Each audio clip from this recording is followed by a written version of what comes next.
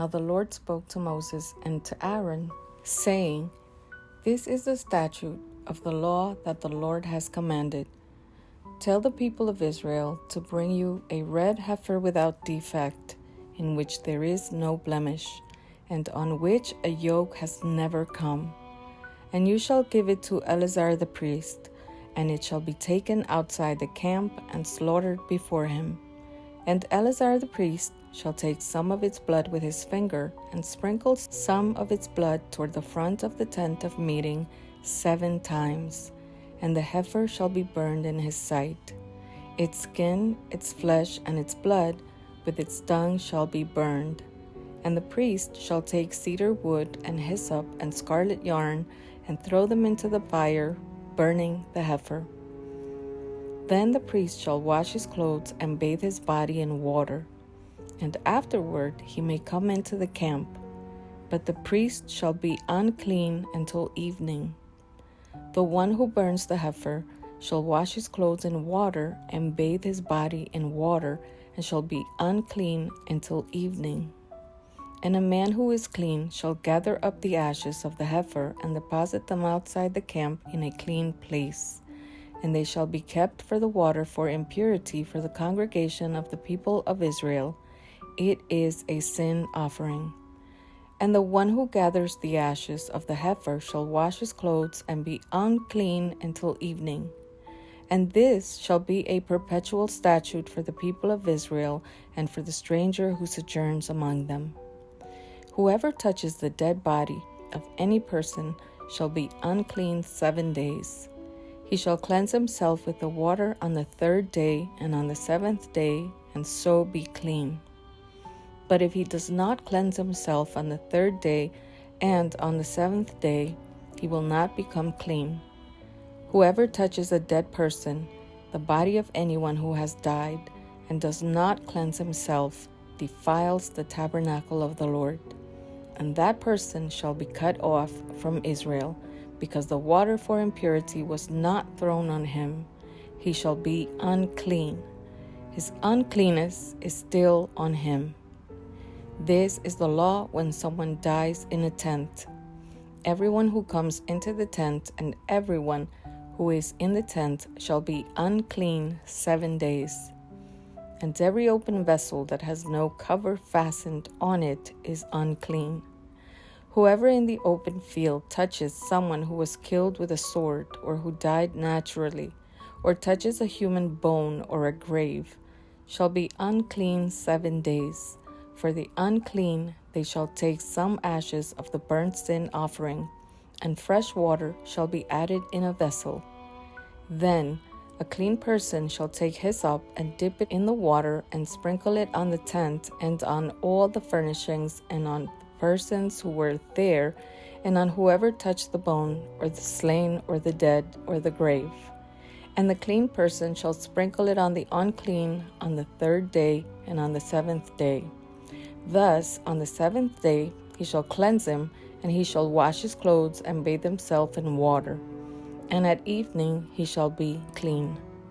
If the man who is unclean does not cleanse himself, that person shall be cut off from the midst of the assembly, since he has defiled the sanctuary of the Lord.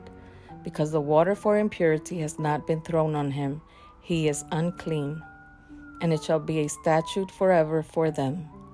The one who sprinkles the water for impurity shall wash his clothes, and the one who touches the water for impurity shall be unclean until evening. And whatever the unclean person touches shall be unclean, and anyone who touches it shall be unclean until evening.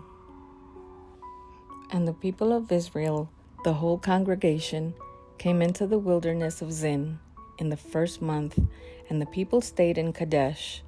And Miriam died there and was buried there.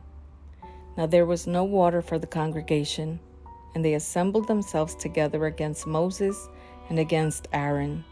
And the people quarreled with Moses and said, Would that we had perished when our brothers perished before the Lord. Why have you brought the assembly of the Lord into this wilderness, that we should die here, both we and our cattle? And why have you made us come up out of Egypt to bring us to this evil place? It is no place for grain or figs or vines or pomegranates, and there is no water to drink." Then Moses and Aaron went from the presence of the assembly to the entrance of the tent of meeting and fell on their faces.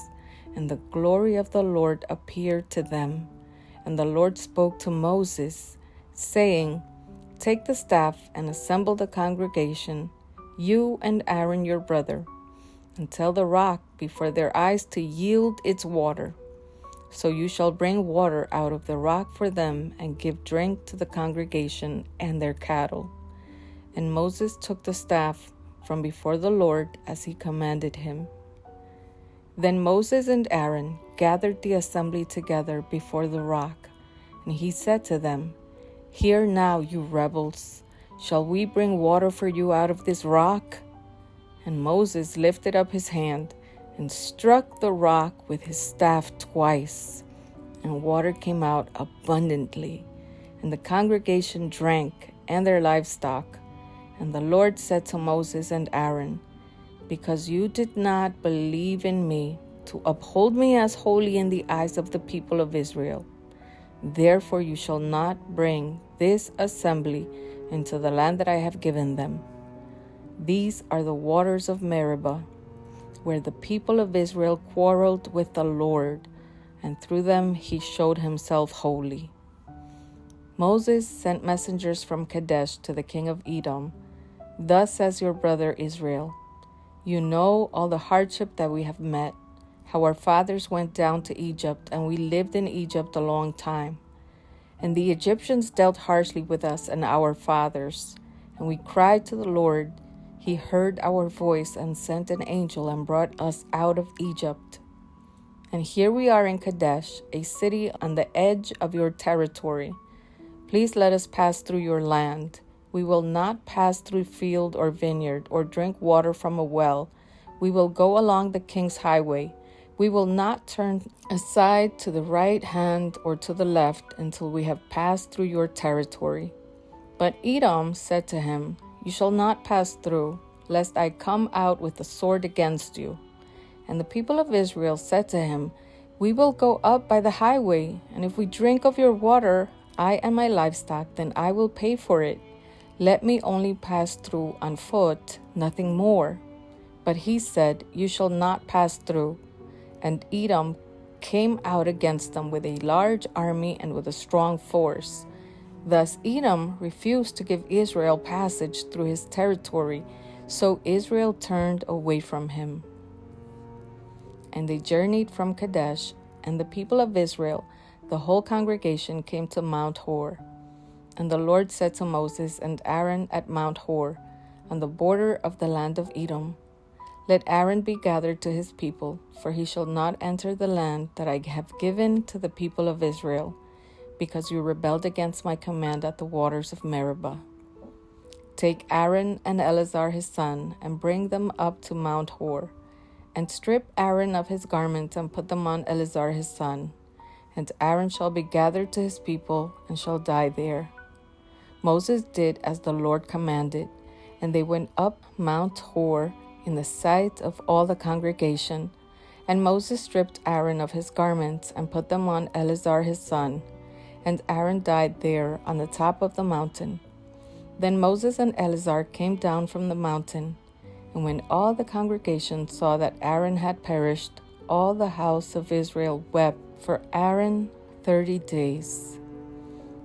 When the Canaanite, the king of Arad, who lived in the Negeb, heard that Israel was coming by the way of Atharim, he fought against Israel and took some of them captive.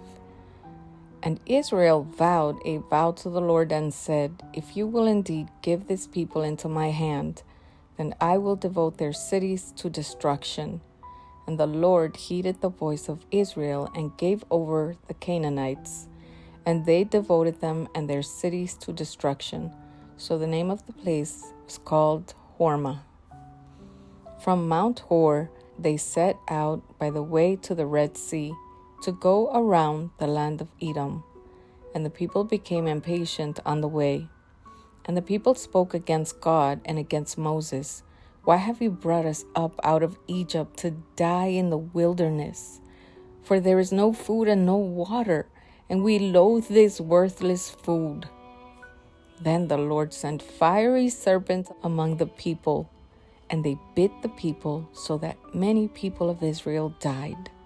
And the people came to Moses and said, We have sinned, for we have spoken against the Lord and against you. Pray to the Lord that he take away the serpents from us. So Moses prayed for the people. And the Lord said to Moses, Make a fiery serpent and set it on a pole, and everyone who is bitten when he sees it shall live. So Moses made a bronze serpent and set it on a pole, and if a serpent bit anyone, he would look at the bronze serpent and live. And the people of Israel set out and camped in Oboth. And they set out from Oboth and camped at Abarim in the wilderness that is opposite Moab, toward the sunrise. From there they set out and camped in the valley of Zered. From there they set out and camped on the other side of the Arnon, which is in the wilderness that extends from the border of the Amorites. For the Arnon is the border of Moab, between Moab and the Amorites. Therefore it is said in the book of the wars of the Lord, Waheb in Suphah and the valleys of the Arnon, and the slope of the valleys that extends to the seat of Ar, and leans to the border of Moab. And from there they continued to Beer, that is the well of which the Lord said to Moses, Gather the people together so that I may give them water. Then Israel sang this song, Spring up, O well, sing to it, the well that princes made, that the nobles of the people dug, with the scepter and with their staffs.